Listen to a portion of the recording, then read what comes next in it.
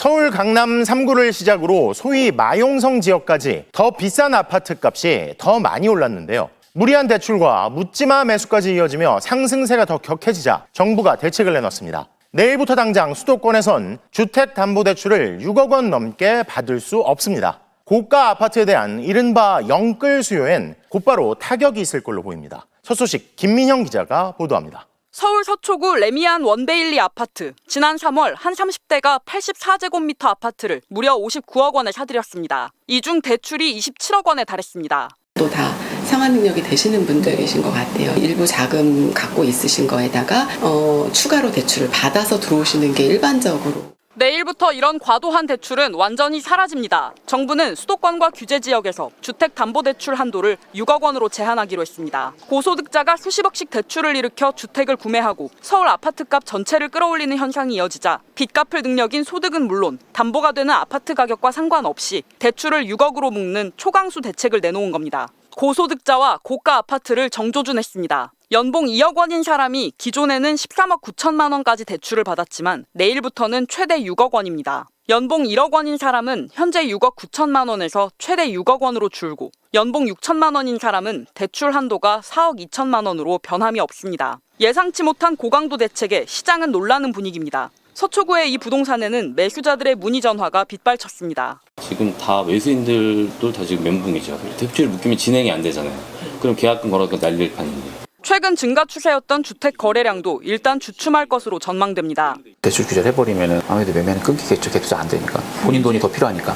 6억 원을 대출받으면 매달 갚아야 하는 원금과 이자는 평균 300만 원입니다. 금융위원회는 6억 원 이상 대출을 받는 사람은 10%도 안 되는 소수로 파악된다며 고소득자의 과도한 대출이 집값을 올리는 현상을 이번 대출 제한 조치로 억제할 수 있을 것으로 기대했습니다. MBC 뉴스 김민영입니다. 지난 윤석열 정부에서 부동산 대출 규제 완화 기조가 이어지면서 문재인 정부 때 급격히 오르다 잠시 주춤하는 듯했던 집값은 다시 빠르게 상승했습니다. 전세를 끼고 집을 사는 갭 투자가 쉬워진 것도 상승세에 부채질을 했는데요. 오늘 대책에선 대출 규제와 함께 갭 투자 차단 방안도 포함됐습니다. 이어서 남효정 기자입니다. 서울 마포의 한 부동산. 전세를 낀 갭투자 문의가 꾸준히 있어 지난주에도 11억 5천만 원 전세를 낀 20억짜리 아파트가 팔렸습니다. 여기에 4억 원 대출을 받아 실투자금은 반의 반값도 되지 않았습니다. 20억은 보통 사람들이 가질 수 있는 돈이 아니거든요. 그래서 갭투자의 의미가 해놓자,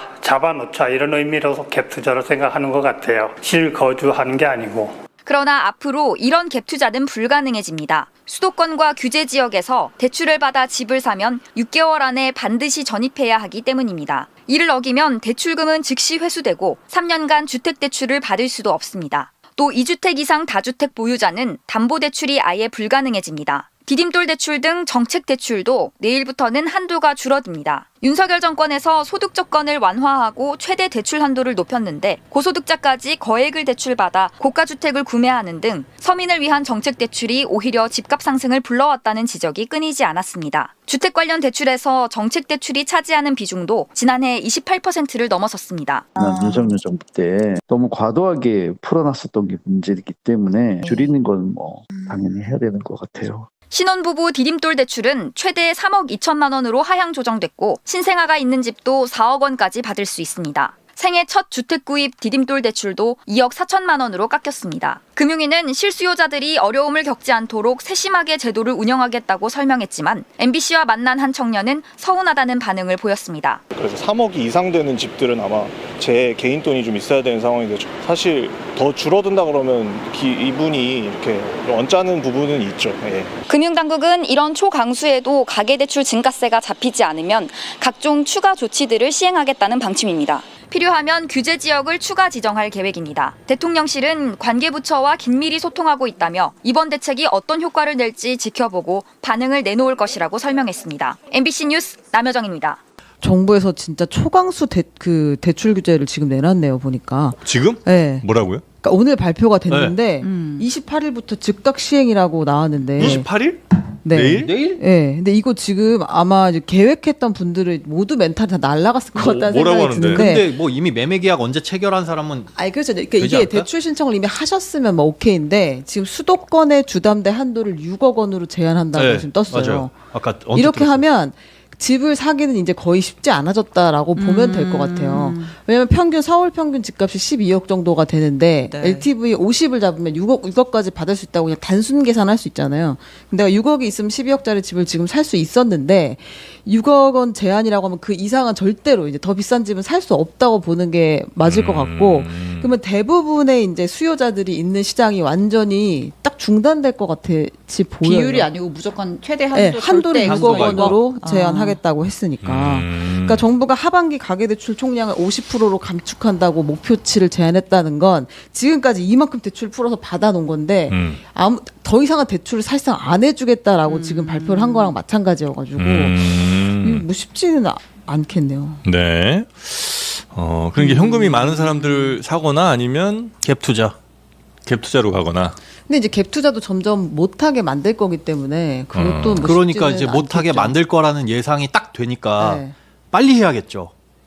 저는 이런 심리가 되게 불안하거든요. 규제가 이렇게 시작이 되고 즉각 시행이 되면 문제가 더 쪼일 수 있겠다라는 공포감이 확 들어요. 2020년 네, 코로나가 터진 다음에 집값이 쭉 올랐는데 우리가 오해해서는 안 될 게 이때는 집값을 올린 게 다주택자들이 절대 아닙니다. 결코 아니에요. 살 수가 없는 환경이었어요. 지금처럼 대출 규제 확 들어갔고요. 뭐 세금 규제, 뭐 2주택 취득세 빡빡빡 올렸거든요.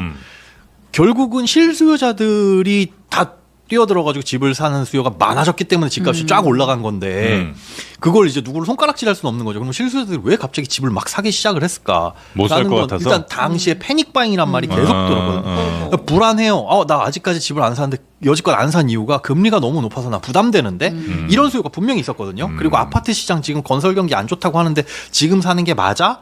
그리고 공급이 좀 될 것 같기도 한데 뭐 불안한 소식이 들리네. 근데 이런 상황에서 부동산 시장 들썩거리는 거 이미 예견돼 있었고 2년 전부터 2022년 금리 꽉 올라갈 때부터 금리 이렇게 올라가고 미분양 많아져서 건설 경기 안 좋아지면 건설사들 분양 안 합니다. 근데 실제로 착공 물량 40% 넘게 감소하고 인허가 물량 40% 이상 감소하고 2025년부터 공급 없을 겁니다. 그건 이미 예견된 일인데 이렇게 확 조이게 되면 사람들 불안한 심리가 저는 시장을 더 자극한다고 봅니다. 그래요? 네. 그래서 지금 딱 드는 생각이 빨리 나가가지고 갭 투자라도 해야 되나? 지금 나가면 갭 투자 가능해요?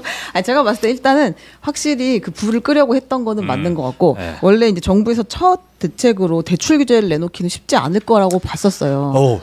저도 그렇게 네, 생각했었는데. 왜냐하면 부동산의 첫 대책이 이제 공급도 아닌 대출 규제부터 바로 나온다. 그리고 이재명 대통령이 후보 시절에 내가 정책 자금으로 집값을 잡거나 하려고는 안 하겠다 했었기 때문에 이런 생각 안 했는데 지금 보니까 정말 심각하다고 판단한 게 맞는 것 같고 그래서 급한 불을 지금 끄지 않으면 안 된다라고 본 것 같습니다. 네. 그러니까 괜찮은 것 같은데? 저는 이게 단기간에는 약발이 먹힐 수도 있겠지만 결국은 그거잖아요. 우리가 서울에서 집값이 제일 많이 오를 곳 어디예요? 그럼 나라가 찝어줬죠. 이렇게 규제 지역으로. 네. 정말 이제는 안 될 것 같다라고 하는 얘기 하는에서도 이렇게 경고 나오고 하면 집값이 올라갈 것 같다라는 신호잖아요. 계속. 우린 올라갈 것 같아. 아닙니다. 안심하세요라고 얘기는 하고 있지만 마이크 잡고는 올라갈 것 같아. 그러니까 지금 꽉 잡아야 돼. 라는 정책을 자꾸 이렇게 한꺼번에 내놓으면 갑자기 내놓으면 근데 이제 그것 뭐 충분히 생각하실 수 있는 것 같긴 한데 지금 이제 예를 들면 뭐 강남 3구 용산 마포 이런 데들이 막 미친 듯이 이제 갔던 거잖아요 최근에. 근데 이 상황에서 그러니까 돈 많은 사람들이 뭐 50억 60억 뭐 100억 내고 사는 건 오케이 그건 뭐 막을 수 없는 것 같아요 나라가. 그러면 저기 올라가는 것 때문에 동시에 이렇게 그냥 어깨 밀려갖고 두둥실 가던 뭐 동작이든 하여튼 그 옆에 있는 수많은 동네들이 지금 다 같이 올라가는 게 이제 굉장히 급하다고 생각을 했을 거 아니에요. 거기 막을 때는 지금 이 대출 규제 같은 거라도 있지 않으면 안 되겠다는 판단을 아마 정부가 한 것 같고 그래서 지금 강남 3구 잡겠다는 건 아닌 것 같고 6억에 그렇죠. 묻겠다는 거는 다른 그 인근 지역들도 미쳐 날뛰는 그 상황만큼은 좀 당장은 맞고 그 다음에 이제 또 다른 규제책으로 뭔가를 하려는 건 아닌가 생각이 좀 들긴 합니다. 이 취지는 알고 이 의도는 알겠는데 걱정이 되는 건 이제 6억까지만 대출을 하게 되면 그 밑에 이게 6억까지만 해주는 이유가 실수요자 보호죠. 뭐 이유를 따로 얘기하죠. 고가 주택이 아니라 거의 빼고 그렇죠. 그렇겠죠. 빼고 네네. 요 정도는 대략 대출을 뭐 중위 해줘야 가격 정도 될 이제 테니까. 서울에 현실적으로 네. 실수요자들이 어느 정도 집은 살 수 있지 않을까. 그러면 여기에 이제 키높이가 됩니다. 그 밑에 있던 7억짜리, 8억짜리 집들 6억까지 대출받아 살 수 있는 게 한 8억 5천 정도 되겠네요. 그때까지 그 친구들이 좀 올라간다. 그 밑에 있는 친구들이 쭉 올라가겠죠. 왜냐하면 내가 살 수 있는 집이 6억까지 대출받아서 살 수 있는 집이 고원전이니까. 다만 이 시그널이 지금 안 사면 이제 큰일이다라는 그 시그널로 사람들한테 받아들여질지 아니면 네. 앞으로 이제 부동산 조금 쉽지 않겠는데 요 시그널로 갈지는 이제 좀 봐야 되겠죠. 그렇죠. 그래서 네. 여기에 딸려 나오는 게 공급이 딸려 나야 되는데 저도 최민경 기자님 말씀하시고 공급 대책이 좀 나오지 않을까 싶었는데 공급도 나오겠죠. 나오겠죠. 예. 네. 그리고 나오겠지. 갭 투자도 지금 제한하겠다 이렇게 이야기를 갭 했습니다. 투자도요? 못하네요. 네. 나가서 갭 투자하려고 했는데. 가는 길에 하나 하려고 했는데. 그죠? 알겠습니다. 하여튼